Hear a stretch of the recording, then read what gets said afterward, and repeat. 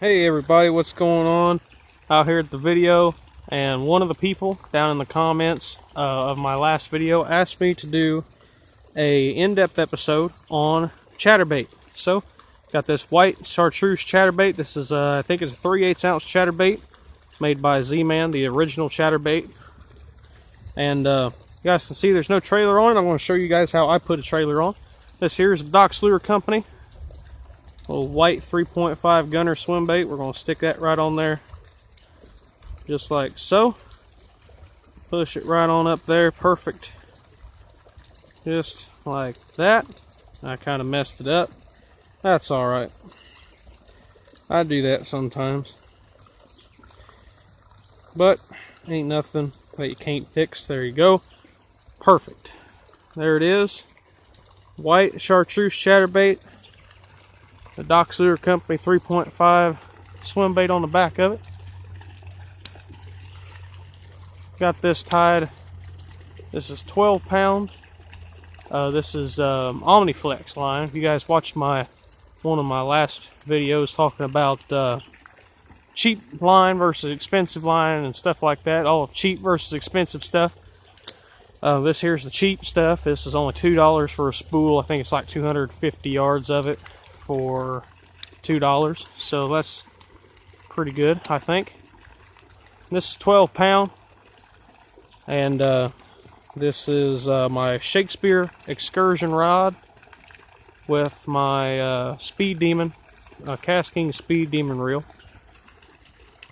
And we're just going to bring this out here and talk about how I personally like to throw chatterbaits.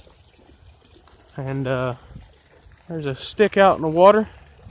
My dad found a lizard the other day. Actually, it was this morning real early. He found a lizard out here, and he tried to throw the lizard in the pond for bass food, and the stick that he had to throw it out there fell out of his hand and went in the pond, and he told me to catch it.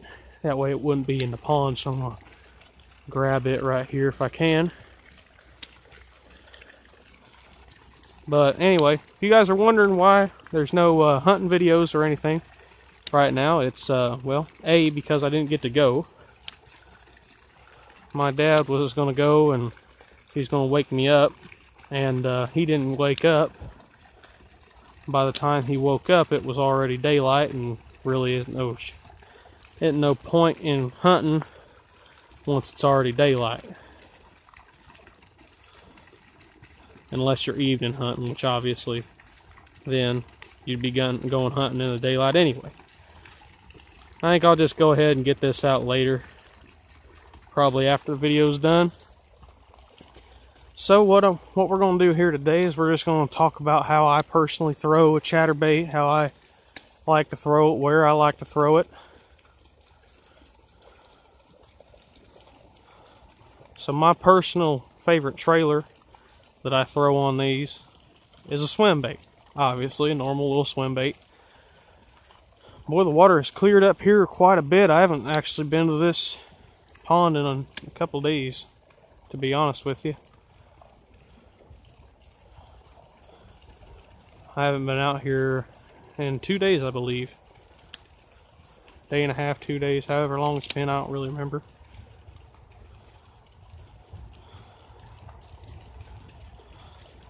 But anyway, just going to talk about how I like to throw it, where I like to throw it. One of my personal favorite ways to throw it is to cast it way up in the super shallow water and just run it right under the surface.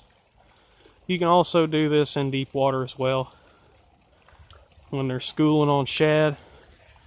But I've had better luck running it right under the surface in the shallow water. A bass right there? That's not a bass, that's a really weird looking stick. It's not there now, so it must have been a fish and I just didn't see it swim off. But anyway, whoa, just about backlash really bad.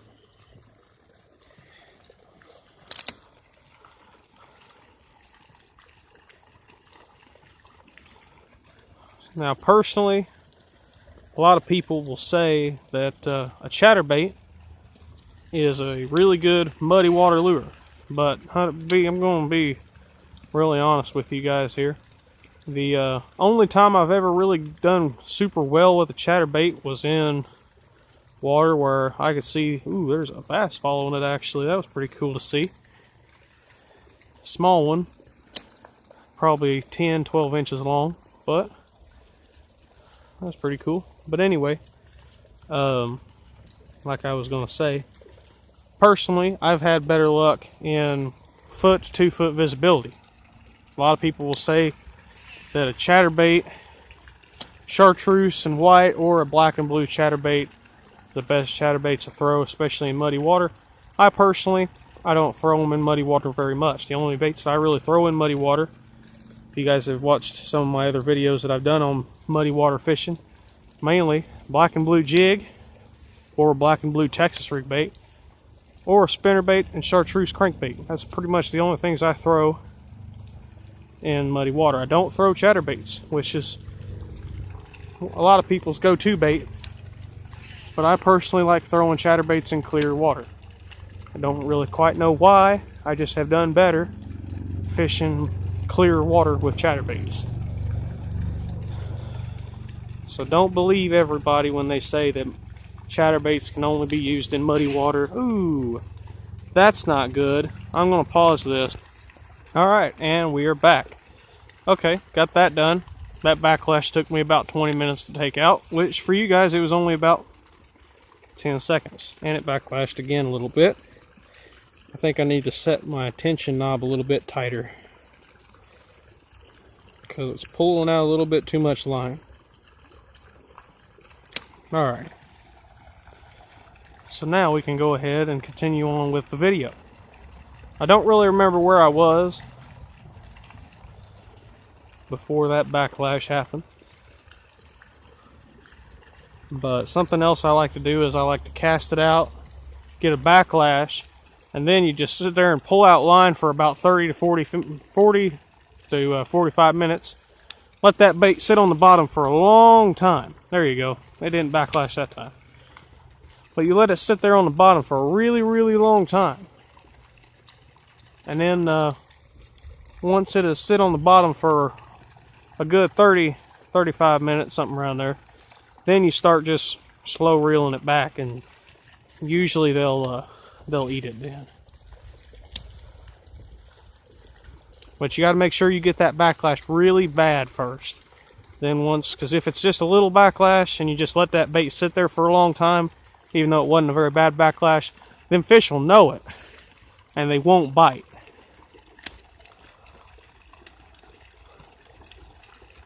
I think my trailer got messed up. Nope, it didn't.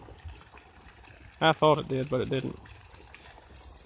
But anyway, chatterbait is something that I don't throw very much. I throw it on very special occasions, I guess you could say. I don't throw it a whole lot, but when I do usually do pretty good on it. Sometimes I'll do really good on them. Sometimes I'll just catch like 1 or 2 fish. Just depends on the pond, really. I've done pretty good. I've actually caught one of the biggest limits I've ever caught. I think it's about 14-15 pounds, which for a lot of people is a pretty normal size limit, but for me here in the middle of nowhere, Illinois, it is not a very easy to come by limit unless you are fishing private places that don't get fished a whole lot.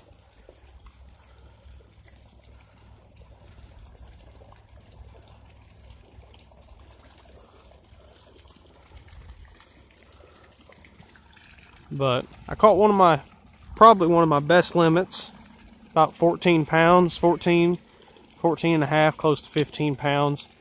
Throwing a white chatterbait.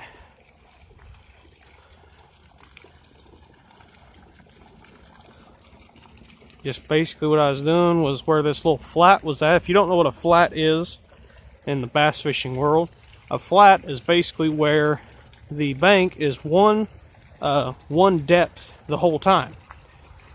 And then all of a sudden there's what they call a ledge, which is where it gets really deep suddenly.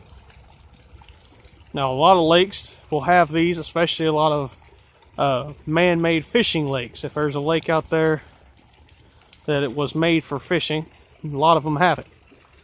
But if it wasn't made for fishing, just kind of a reservoir type lake, just kind of random body of water, most of the time they don't. Some of them are just holes in the ground with water. But sometimes you can be surprised. A pond that we used to go to quite a bit, sadly, because of people taking too many fish out, the pond is pretty much trash now. But before it went bad, the pond was really good. And what I would do is I would take and I'd go basically to the other side of the pond, about a good half-mile walk, if not longer than that. I'd walk that whole pond, and I wouldn't fish the whole time. I'd just get to my spot, and then I'd start fishing, because I knew anytime I'd go to this spot, I would catch fish almost all the time. Almost every time I went to that spot, I would catch a fish. So I took that chatterbait, and this was back when I didn't use bait casters. I still used spinning rods all the time. I never used a bait caster up to that point. So I was just throwing it on a normal spinning rod with 10-pound test Berkeley trilene line. And I tossed that chatterbait out there, and it would be sitting there, and I'd let it sink down a good maybe 1.5 feet, 2 feet. And then I'd just start slow rolling it, and pretty soon my rod would just start bending over just like that. And I would set the hook real hard, and I couldn't really tell if it was grass or if it was a fish most of the time, so I would just set the hook out of curiosity. And sometimes I would pull it out of the grass, and I could feel it pop free of the grass, and then all of a sudden there'd be a fish on it suddenly. And that's when I learned that was a really good tip. Now with this pond here, I can't really do that because there's no submerged grass in here. There's just floating vegetation or, wood. So there's no floating or submerged vegetation. But basically what you do is you can let your chatterbait go, and basically what you want to do is if your grass is here, you want to run that chatterbait just a few inches above that grass. And what that'll do is basically it'll let that chatterbait go, and pretty soon it'll hit a tall stalk of grass. And once it hits that, you kind of pop your rod, and I'll show you what I mean here. Make a short cast like so. If you're sitting there and you feel it hit the piece of grass, you just kind of pop the rod just like that. You can also do it up. If you're fishing in really heavy grass, the best thing to do is, let's say you're fishing grass that's 6 foot deep. You can pop it up, kind of like you would if you're setting a hook on a fish. If suddenly a fish bit and you set the hook, that's basically the same movement you would make if you're trying to pop it out of that grass.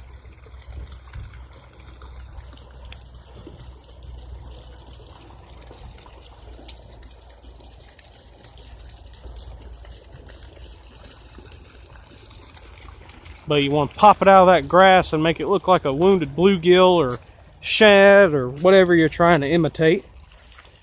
You make it look like a wounded bait fish popping out of that grass trying to escape from something, and most of the time a bass is going to nail it. And that is a very good tip for cold water fishing as well. Depending on where you are in the world, of course it's not like it is around here, because when cold water hits here, everything is pretty much dead and just sitting there. But some places in the world, if you're lucky enough to live in those certain places, you could fish a chatterbait almost year-round.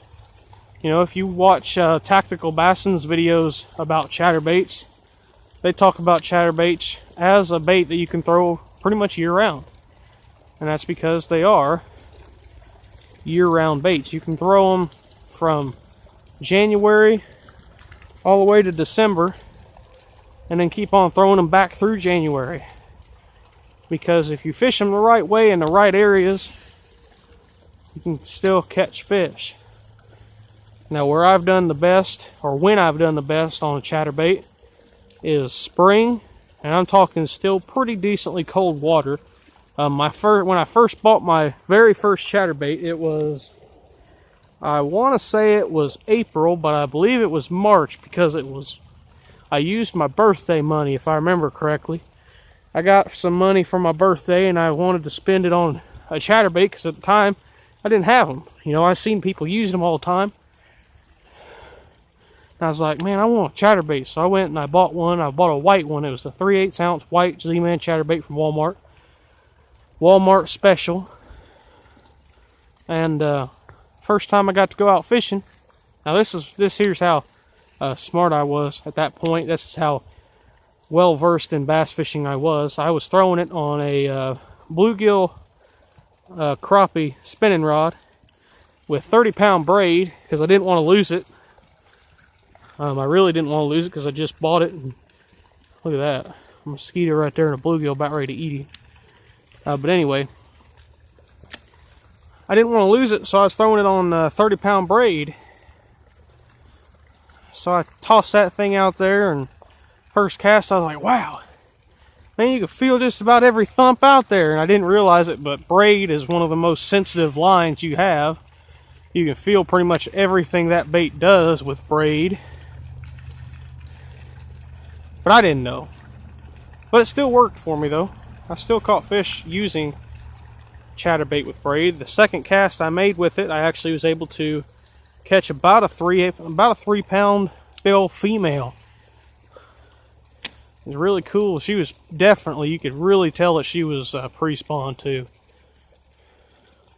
That's kind of what's making me think it was May, because if you've seen that fish, you could definitely tell that she was pre-spawn, because of her belly was about it seemed like somebody took a 2-pound bass and put a baseball in its stomach. That's about what it looked like.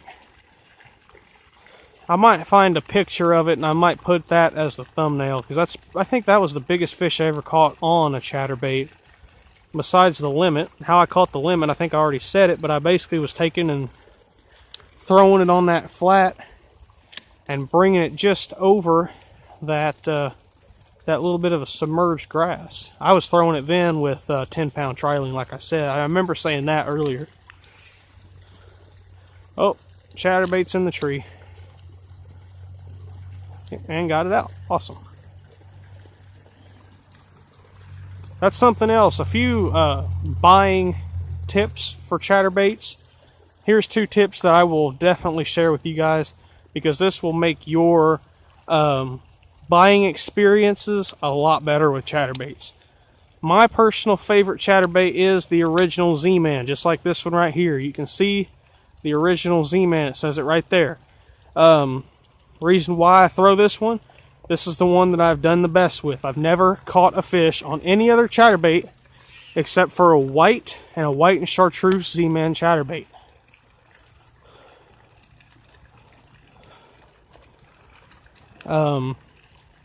Another thing is, if you are on eBay or if you know people who make chatterbaits like this, don't buy them unless they give them to you, which that would be okay anyway.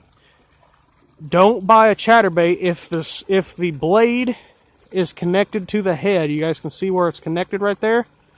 If it is connected by a split ring, do not buy it. They are junk. The split ring will 99% of your casts. The split ring will cause your blade to either not chatter, it won't do the little chatterbait action, or it'll just completely foul up your cast and it can ruin your spots. There was a time where I was throwing a chatterbait. It was my first cast of this chatterbait, never threw it before. I had this perfect area, and I'm talking chatterbait. It was perfect area for a chatterbait. There was some standing timber in the area. Now this, I believe, was the only time I ever went to this place too. I don't remember ever going back. But I threw that chatterbait in there and it fouled up because it had that split ring on it. And yeah, pretty much ruined that little area. And didn't even end up getting the chatterbait to work right, so I didn't catch a fish out of that area. Another thing, another really good buyer beware thing, is if it has a underblade. Some of you guys may know the fish head chatterbait with the blade on it. Now, it already also, one thing bad going for it, is that it has the split ring attaching the blade. That's a no-no. Don't do that. If any company or anybody out there trying to make jigs and chatterbaits, don't do that. Do like Z-Man does and just connect them without a split ring. Also, the blade that's on the bottom will always, every single time, it will foul up your cast. It'll get stuck in the skirt. What was that? Sounded like something moving around over there on that other bank. Weird. But don't buy the ones that have a underblade. I've done it. I've already done it. I paid $11 for it. Trust me, I know. I paid $11 for a underspin chatterbait because I thought, ooh, this is going to be something them fish never seen before. Yep, it sure was.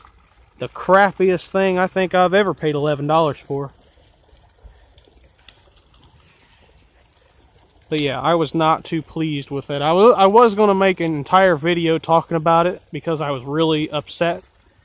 Because I paid that much money, which $11 to some people is not a whole lot, but $11 to somebody who can't get a job. Like I literally just can't get a job because I don't have a driver's license yet.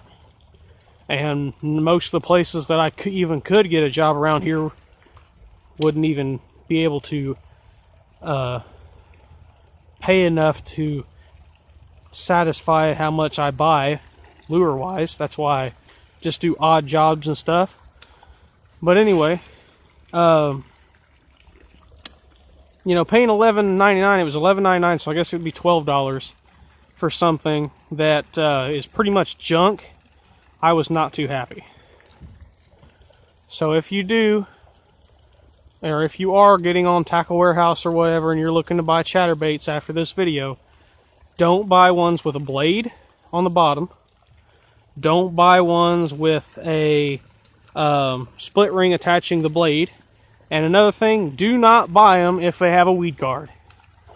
That weed guard will not save you any time, any money, or anything. It will get in the way just as much as a split ring on the blade will. And most of your companies, most of your little independent companies that make chatterbaits with weed guards usually have a split ring on them anyway. So definitely don't buy those. Because that chatterbait blade, once it hits grass, that chatterbait is going to cut right into that grass and it's going to stick on it. That weed guard helps you nothing. It does not help you at all.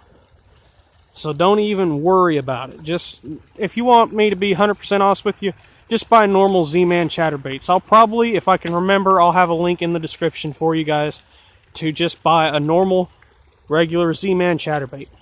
You don't need to buy the real expensive jackhammer chatterbait. I know a lot of people were like really excited about it because it's like a $15 chatterbait. You want to know what the difference is? I know what the difference is. I've seen it. I've done the research on it. The difference between a normal Z-Man chatterbait and a jackhammer chatterbait, the skirt is made of the same material. The blade is made of the same material. The only thing different is the jackhammer chatterbait has a bigger hook. That is it. And a Z-Man chatterbait already comes with a pretty decent hook. I've caught some pretty big fish on them, you know, 4.5 pounders, and y'all have seen how I catch fish. I rip their lips open and pull them right on in. I don't finesse the fish very much unless I'm throwing light line.